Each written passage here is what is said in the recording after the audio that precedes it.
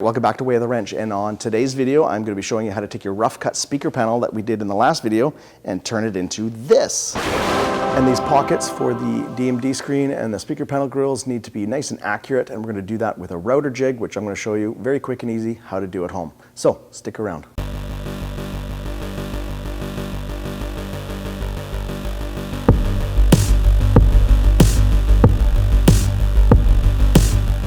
Cool, now that we've got the cutouts roughed out in our speaker panel, it's time to test fit the 3D printed speaker panels. How cool are these? It's got the cool little stern style honeycomb pattern, and these were printed by our drafting department, Mr. Lavery. Thank you very much to you. And we were using a file that was generously shared out by someone in the pinball community, and it's a file that's on Thingiverse, so I'll share the link down below for you guys to use this. So let's try these out and see how they fit. All right, people watching at home, you get to learn from my mistakes before you do this on your own cabinet, but my mistake was that I should have 3D printed these first to get exact final dimensions before I started cutting this out, instead of going off of dimensions mentioned off a forum. So what has happened is this way, it's absolutely bang on. By the time I router this out to what I was going to, it'll fit perfect. However, I am about 5/8 of an inch short on the length. So, not a big deal. I got two options. If I had more material, I could recut this panel. I could do that. However, I don't have another piece of this. So what I'm going to do instead is I'm going to cut some small 3/8 half-inch wide strips for the top and the bottom here. And I'm going to do a nice rubbed glue joint, clamp them overnight, let them dry, and then the next day recut it out and sand it flush. And I'll show you some tricks to kind of hide the little seams where it would have been. And if I do that properly, this should be really as strong as it was originally. And the fact that we are painting and I can sand and fill and paint and sand, you won't even notice that this has happened. So kind of sucky, but at least you get to learn from my mistakes and learn how to fix these things. So let's do that.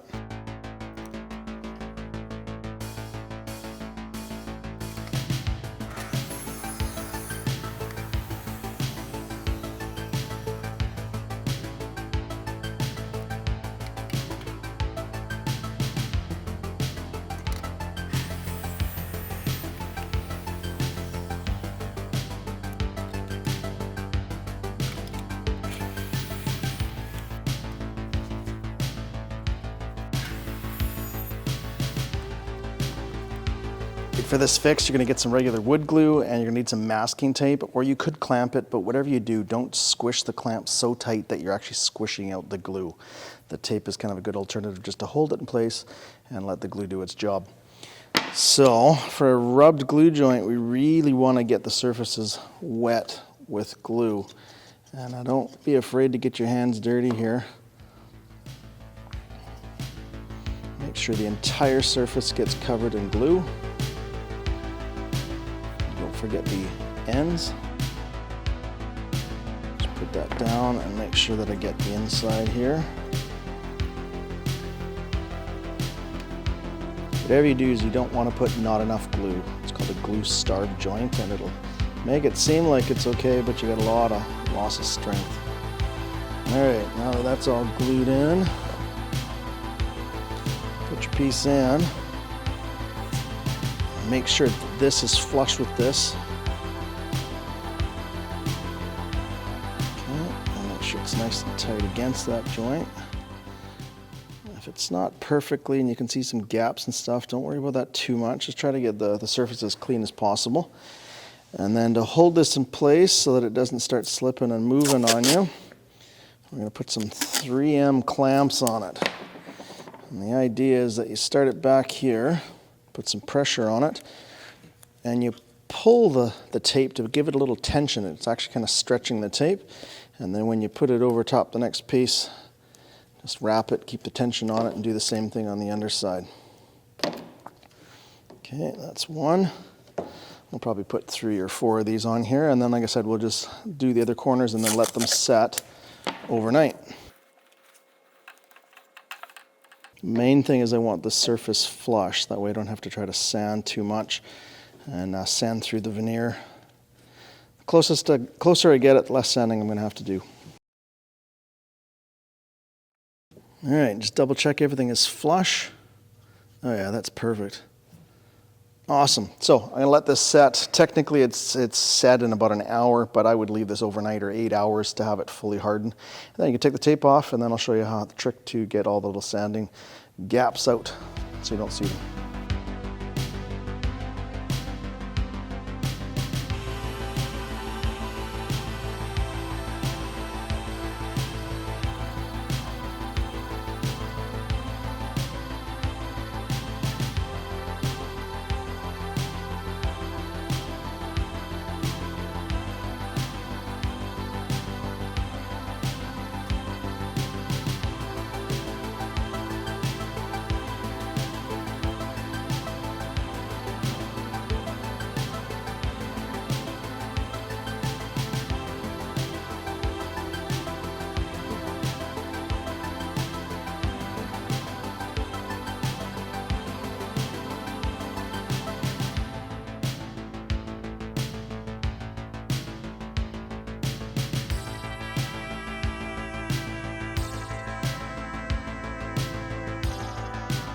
Cool, so now we have that little oopsie fixed, and we have this length exactly the way it's supposed to be for that 3D printed speaker grill. Now that we got this all cut out, the next step is to design a little quick, easy jig so that we can use the router and trim this out exactly how we want it.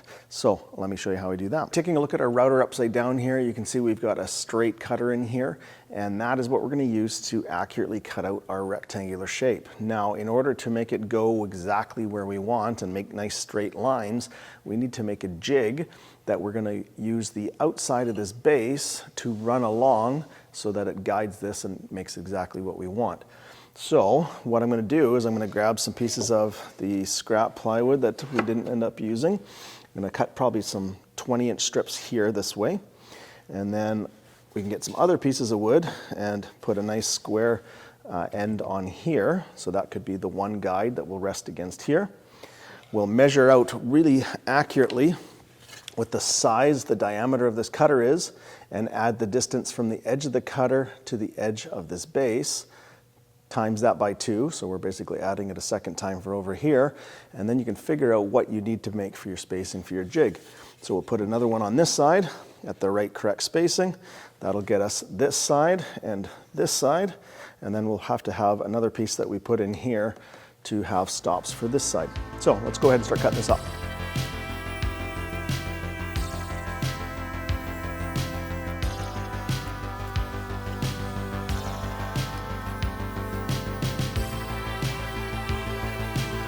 Take your 2 strips, and you're kind of going to sandwich the speaker panel. That way it kind of locates in where it's going to be.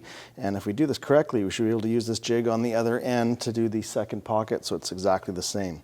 Now I'm going to take another scrap piece of wood, make sure it's got a straight edge. And you're going to want these pieces sticking out enough that you can kind of put this other piece of wood on. Don't worry about where it is yet. And because we're going to put some screws in, I would pre-drill through this one so that it doesn't kind of bind on here and the screws grab into the bottom piece. And not really picky where they need to be, so just kind of roughly lay out some holes and go ahead and pre-drill those.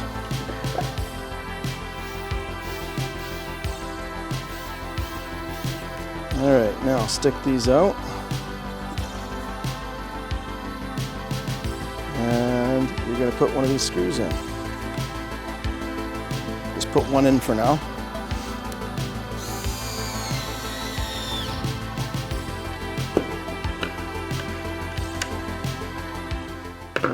Now with one screw in, we want to make sure this is 90 degrees. So make sure you got it right on the edge of the board here. And then, because you only got one screw in, this is still pretty easily to be moved. So that's looking pretty good there. So in order for it to stay in that spot, we're going to put another screw in. And we'll put another one in. Okay, make sure they're snug down tight. So maybe just make sure they're tight by hand. And double check what you did. So is it still square? Yeah, that's pretty good. Okay, so now at this point, make sure this is lined up with the second board over here.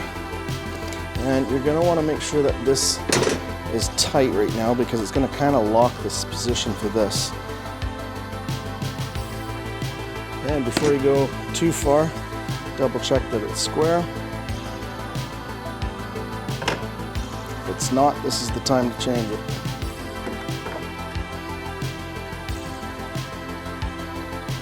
Yeah, it's a touch off, but realistically that's not too bad. If you wanted a little better, you just undo it, put another screw in after you straighten it out. All right, cool. So we have one side of the guide ready to go, and now we just got to do the other side. All right, so first up, you're going to measure the diameter of the base. So in this case, we're going to call this 6 inches. Write that down. You're also going to measure the diameter of the cutter. Now it's very close to 3/8, but it must have been sharpened at one point, so I'm getting 0.366. Write that cutter diameter down. The formula to figure out how far your guides need to be for your jig is you take the base of the cutter, that diameter, which was 6 inches, and then you're going to minus the cutter diameter, which in this case was 0.366 inches. You're going to do that math first, and then you're going to divide that number by 2. And for this situation, we ended up with 2.817 inches. Now this is your cutter offset. So what that means is from the edge of your base to the edge of the cutter, it is that amount. Now because we're not just doing a line in space, we're making a pocket which has one cutter offset on this side and a cutter offset on that side. We have to times that number by 2. So 2.817 inches times 2. Plug that in your calculator, you're going to end up with 5.634 inches. Now, we also are making a certain distance pocket, and this way for right now is 5 inches. So you're going to add 5 inches to that, and we end up with 10.634 inches. So what that means is the distance from this stop, or guide on this side, to the other side has to be 10.634 inches, so that when we're done, the cutter makes a 5-inch pocket. Now you could measure this out on both ends and try to get it as close as you could, but a better way of doing that is ripping another scrap piece of wood to exactly that 10.634 inches, or as close as you can get it, cutting it in half, and then you have a stop for the left and the right so that we can do this next. But the length of those are exactly what we need for this spacing. So let's go make those now.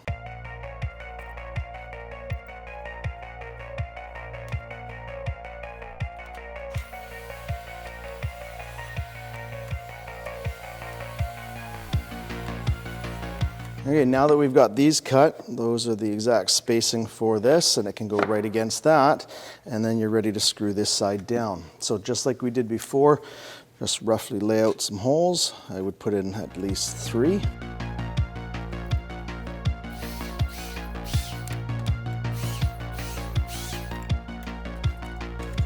Maybe just hit it real quick with some sandpaper to take off these kind of tear out.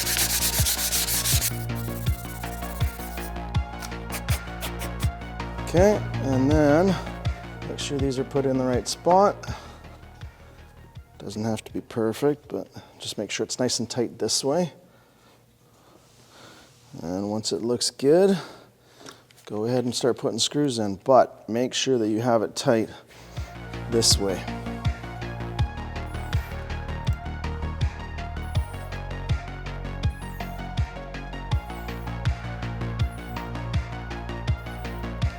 Okay, and then just make sure these are tight by hand. And not a bad idea to just double check that it's in the right spot. So when it hits this side, it'll do this side of the pocket, so you can line it up with your pencil line. When it hits this side of the guide on the jig, you should be cutting this side. So double check that, make sure it's okay. Now on this side, because we know the offset of our cutter, which is 2.817, from your line where you want that edge to be routed to here needs to be that dimension. So simply just move this to where you need it to be. I would suggest using something like a vernier caliper, get it nice and accurate, and then throw some screws in. And before you do that, I would probably do the 3 pre-drilled holes and lightly sand the bottom beforehand.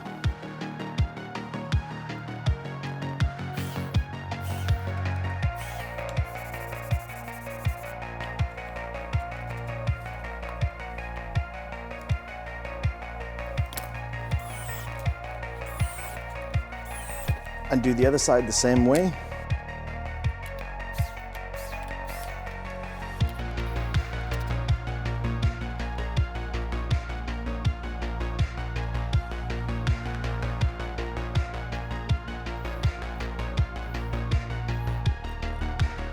And don't forget to check with the router. Make sure the edge of the cutter goes to your pencil line when you go to this side of the jig, and when you go to this side, the other side of the cutter goes to the other pencil line. Perfect. Okay, now that we've got this jig ready to go and I have double checked that it's going to cut what I want on a scrap piece of wood beforehand, we do need one more stop on this end here so that when we slide this jig onto the end of the speaker panel, it's centered where it needs to be. And that stop's going to be really important so that we can just flip the speaker panel around, and when we do that cutout, it'll be exactly the same. So very similar setup. You're going to find a piece of 3/4 inch scrap wood. Make sure it's got a nice flat edge so that you can use it as a stop. And ahead of time, we're going to just drill a couple holes here and then put this in.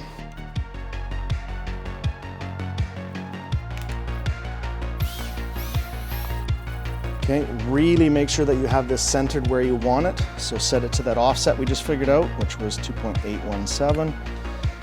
And make sure it is exactly where you want it to be, nice and centered this way. So it's just a touch over the line, just a touch over. So that's actually pretty good centered. So now I'm going to put the stopper in. Make sure there's no debris in here, giving you a kind of a false stop. And then go ahead and put your screws in.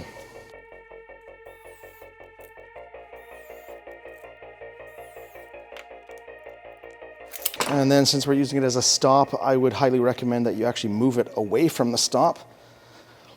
Make sure there's nothing in there, put it against the stop like you'd be setting it up, and then just double check you're good. Now I'm also going to do something similar on the other side because it's all empty space here.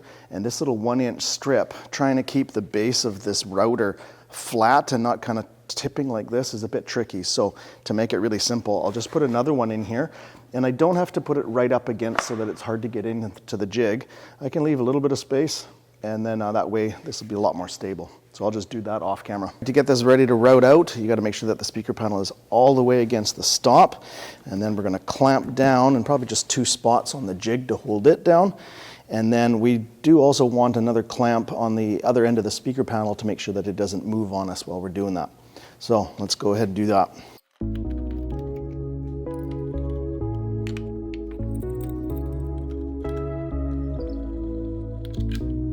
Before you clamp down your speaker panel and your jig, it might be a good idea to think about your table surface, because the router bit is going to go a little bit past the thickness of this material, so it might damage your table. If you don't care, no big deal, just clamp it down. If not, put a sacrificial piece of plywood or MDF underneath it. Every router is different, but you have to get this router bit sticking out past the bottom of this base, just a touch past the thickness of that 3/4 material. So usually there's some kind of clamp. This one's got one on the side here. And then it's got a fine adjustment on the back. And this one clockwise makes it go bigger. So I'll just adjust it out until you get to what you need. And then make sure you clamp it. There we go, that should do it. So we're all clamped, and I've double checked that it's going to cut where I want, so let's cut this out.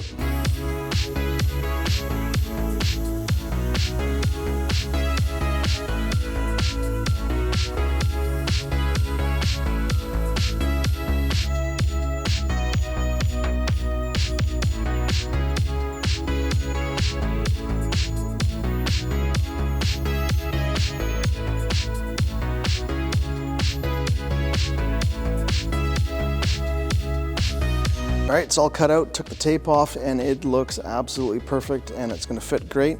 It just touches right in the corner because it's a radiused corner and the 3D printed part is square. So just a little bit of filing or sanding in the corners and this will fit great. So I'm gonna flip this around, clean it all up, and do it again.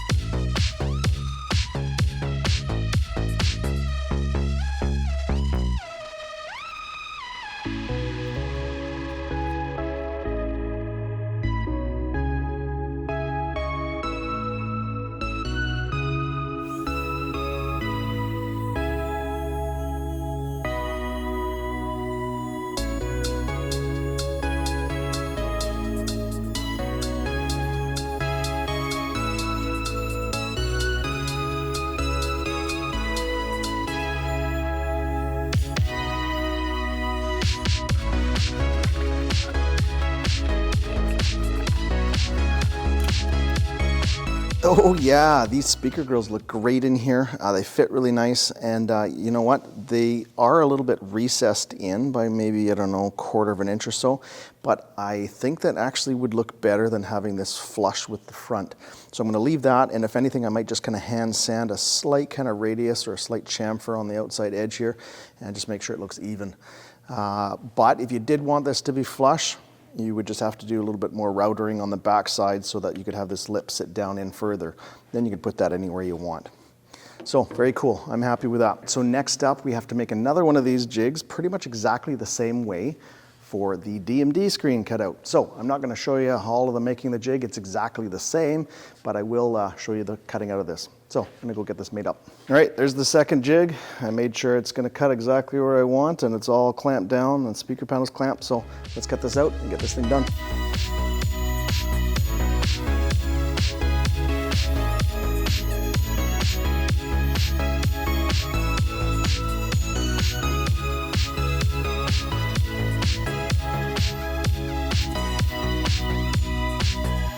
There you go, there's everything you need to know to be able to make a very accurate speaker panel for your virtual pinball cabinet. If you have any questions or concerns, put them down in the comment section down below and I will get back to you as soon as possible. And stay tuned, I'm going to have another video coming very shortly on the next procedure on your virtual pinball cabinet. If you haven't already, why don't you join us on Instagram, that way you can catch all the behind the scenes stuff going on before the videos actually get out. So, till next time, take it easy.